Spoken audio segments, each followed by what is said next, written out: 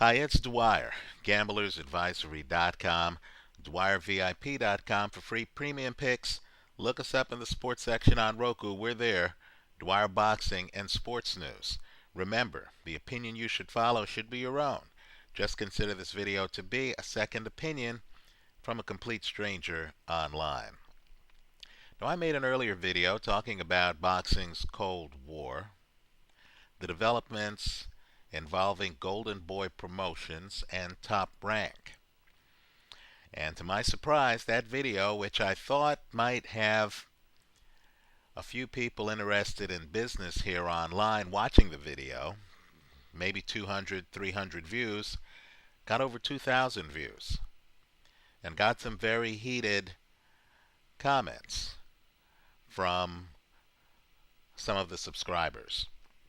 Well, let me say, in many ways, the entire idea of a feud between competing boxing promoters is outdated. You have a great development in boxing happening right now. It's made more possible by new technology, by things like the internet, where you can immediately get feedback on a fighter's popularity as well as upcoming fights and events. Major fighters, Miguel Cotto, you just saw him in sold-out Madison Square Garden fighting Sergio Martinez, right? Miguel Cotto, Sean Porter, these are promotional free agents. Now you have the emergence of the super manager in boxing, right? Many of these guys are from a music background. Al Heyman, James Prince, right? Now, when you have a connected manager, and if your manager is able to interface with other representatives of other fighters and make fights for you, and when your name is big, like Miguel Cotto's name is, and you have a track record of selling out venues like Madison Square Garden, then why would you ever want to tie yourself long-term contractually to any promoter? Even promoters with big reputations and influence like Top Rank and Golden Boy. Right? The problem is these promoters come with really golden handcuffs. Fighters want signing bonuses.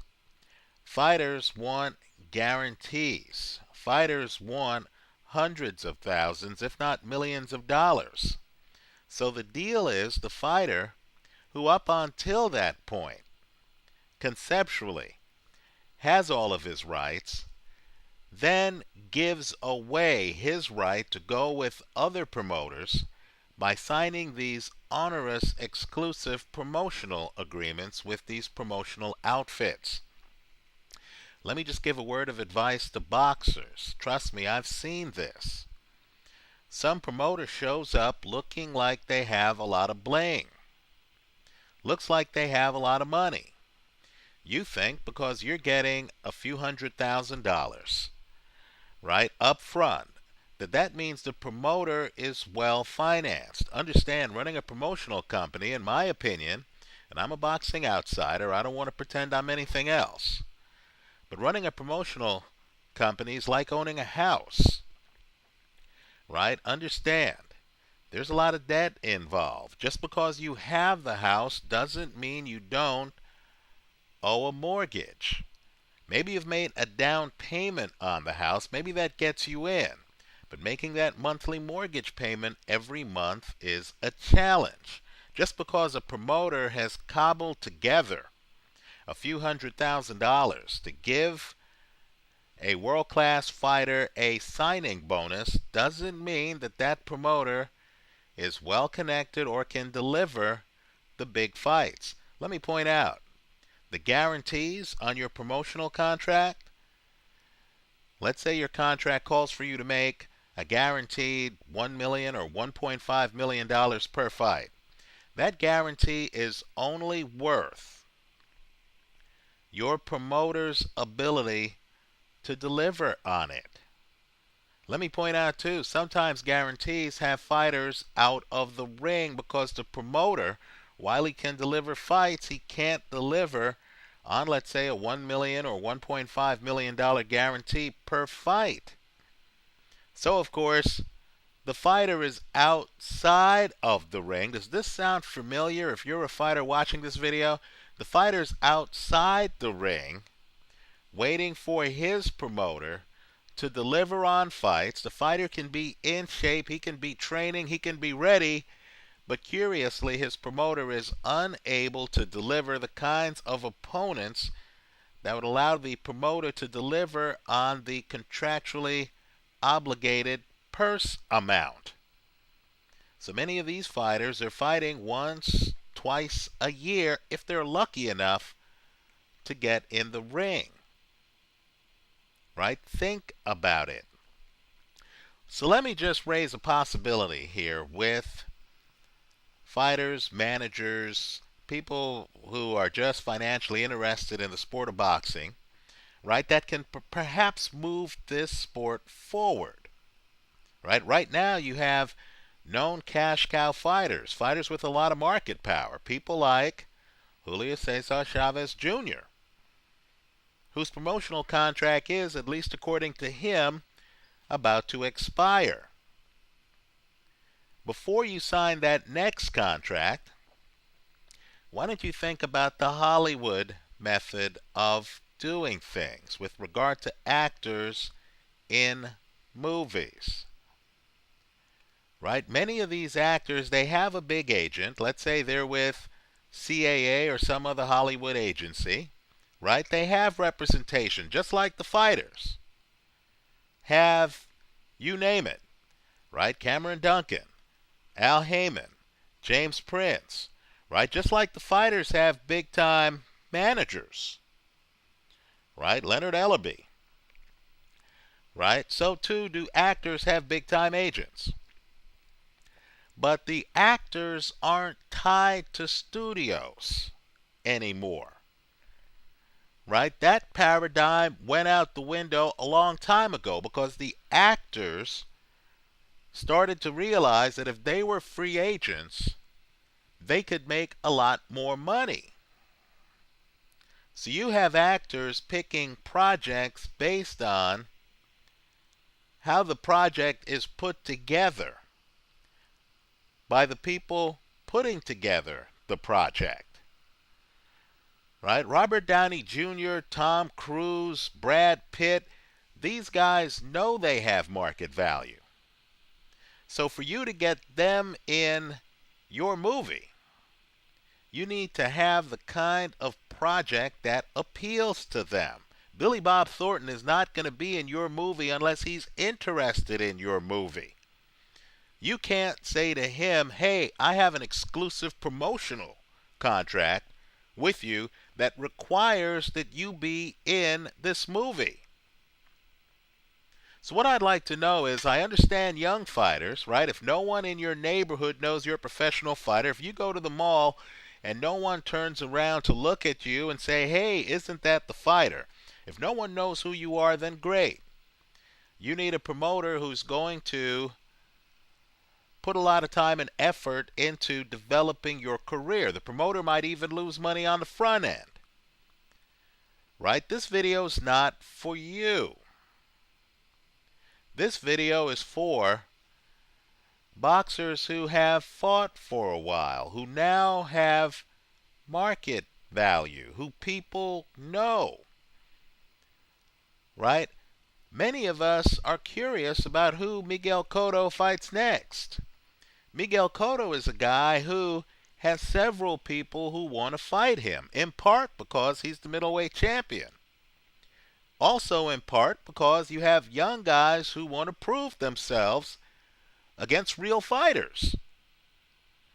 You also have people who want paydays. Is there a person in boxing within the area code of his weight range who does not want to fight Floyd Mayweather? Right? Guys want the payday. Guys want the glory. Guys want the legitimacy. that comes from fighting certain fighters. Now, if you have reached the Tom Cruise, Denzel Washington, Robert Downey Jr. level in the sport of boxing, then shouldn't the promoters be bidding against each other on a fight-by-fight basis for your services? You shouldn't be in a position where you're a victim of a Cold War, where, right, one group, let's say Golden Boy under Richard Schaefer, and Top Rank, another group under Bob Arum, simply refuse to work together. Right? If that happens, right, then you should be able to say, look, you guys need to bid on my services. I'll go with the best package for this fight. In other words, if you want Floyd Mayweather's attention, given that Mayweather has a following, is guaranteed box office, then the promoter should be bidding on how they would pay Mayweather and make the event the best event ever. Keep in mind, part of the consideration is not monetary. Part of it is the venues and places and manner in which the fight is promoted. Right? Fighters have a vested interest in their image. They want to make sure that the fight is promoted in such a way where their fans will feel good about it. Right? And so we should re-examine how everything is done in boxing, because as I see it, fighters have been getting a bad deal for generations. Right? I personally would like to see more Sean Porters, more Miguel Cottos. I like the idea when I see Saul Alvarez and I find out that one of the promoters for Saul Alvarez's fights is Canelo Promotions. Right? More of these fighters need to be involved in the business side of their careers, especially when we're talking about millions and millions of dollars. I don't want to see situations like with Michael Spinks after Butch Lewis died. I'll just hint at it. I want people to Google it so you can get the details from a different source, right? But let's just put it this way. There was a time when even A-level talent in Hollywood was handcuffed to studios, where the studio controlled their image, controlled what they said, controlled what they did. Over time, that model changed, where artists could be artistic and could pick and choose their projects based on their level of interest and the money involved in the project. That's the way it should be in boxing. Right? That's why I personally like the purse bid structure. So everyone in the room knows that if we can't agree on terms, right, if the promoters with the contractual rights are lowballing the fighters, are lowballing everyone involved, then there should be a purse bid where every entrepreneur who thinks they can put together the right kind of deal can bid on the fight. Let me also say this too. If you're a fighter and you want some security, right? You don't want to get too involved in the financial side. You want to focus on fighting and showing up and being prepared for the actual event. Understand what a free agency situation allows you to do is it allows you to pick the professionals around you who can deliver.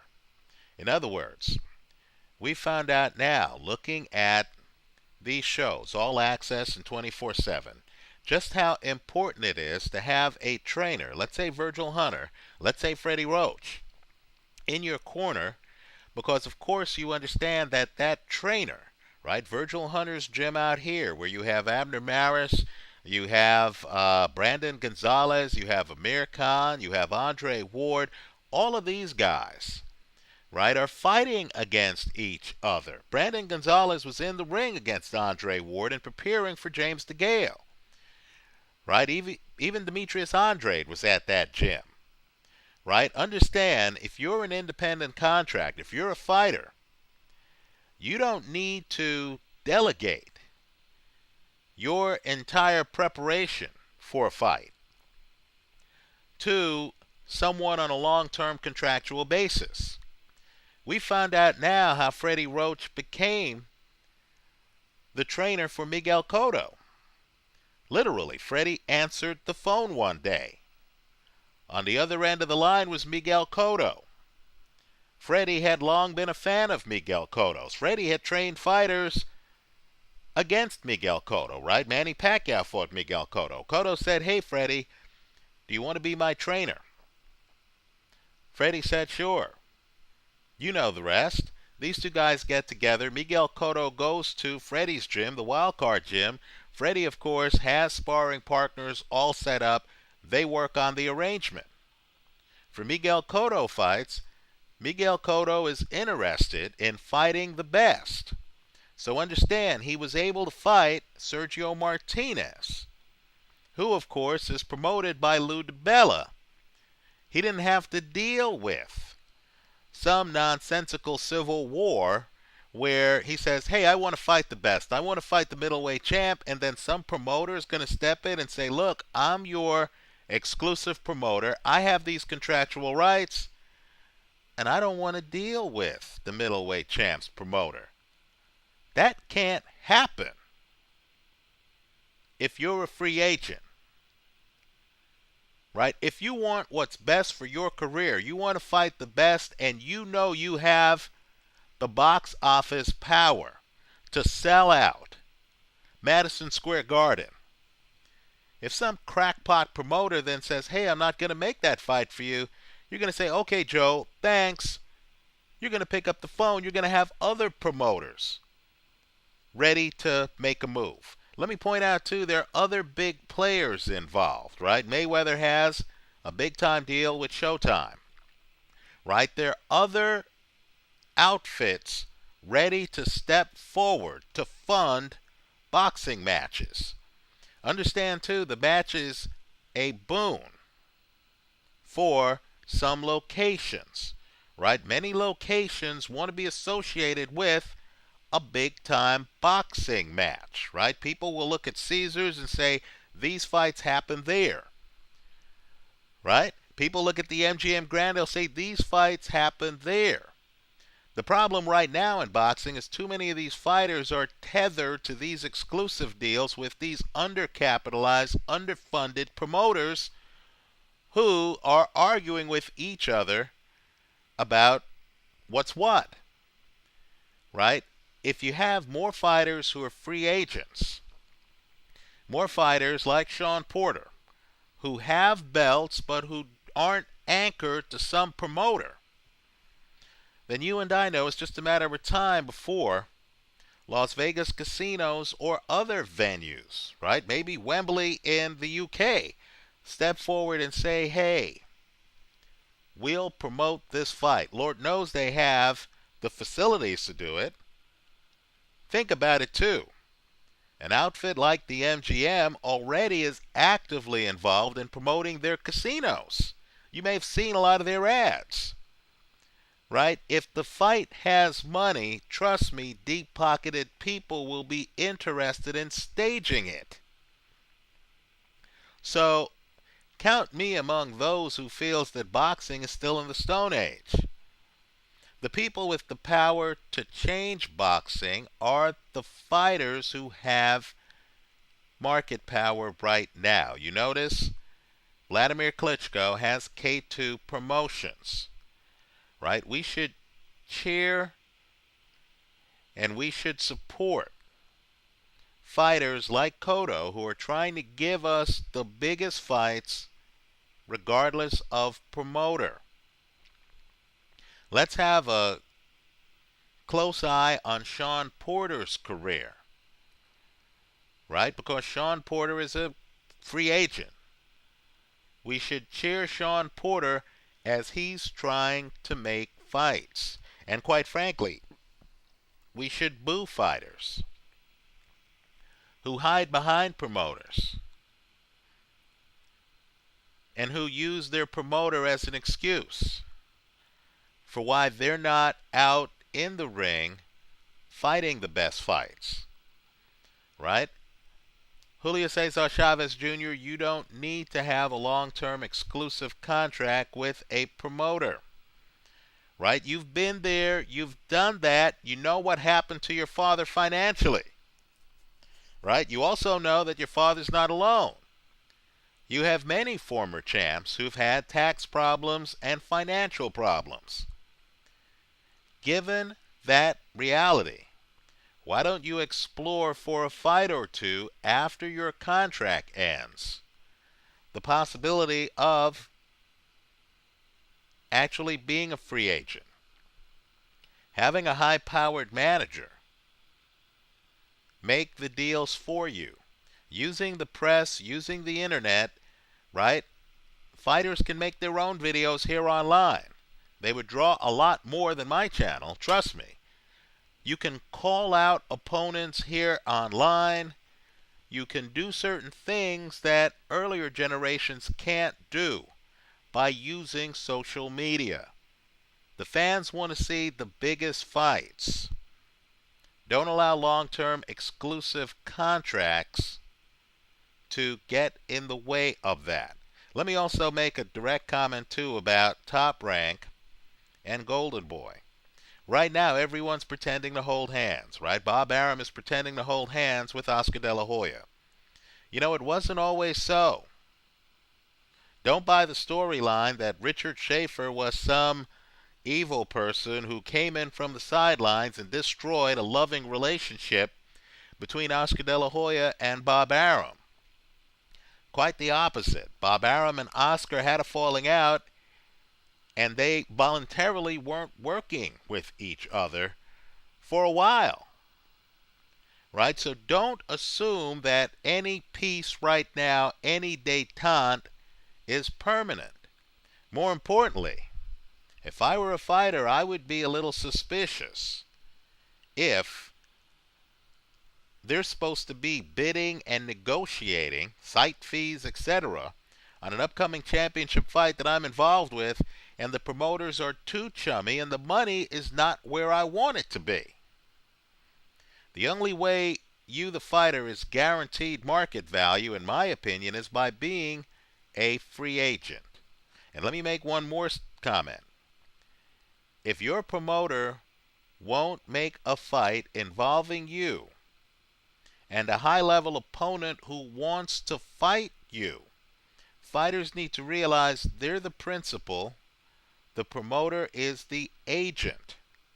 You need more fighters suing their promoters for breach of contract when the promoter isn't out there getting them fights, right? And isn't out there representing their best interests. Let me hear from you. Leave your comments for me here online. Visit us at gamblersadvisory.com. Let me also point out, too, that Top Rank and Golden Boy are not the only promoters out there. Fighters need to be more willing to go with other promoters, right? To have a situation where there's real bidding on their fights. If you sign an exclusive deal with some outfit that's lowballing you, you have yourself to blame for not keeping it open and allowing other bidders on fights. Let me hear from you. Thanks for stopping by.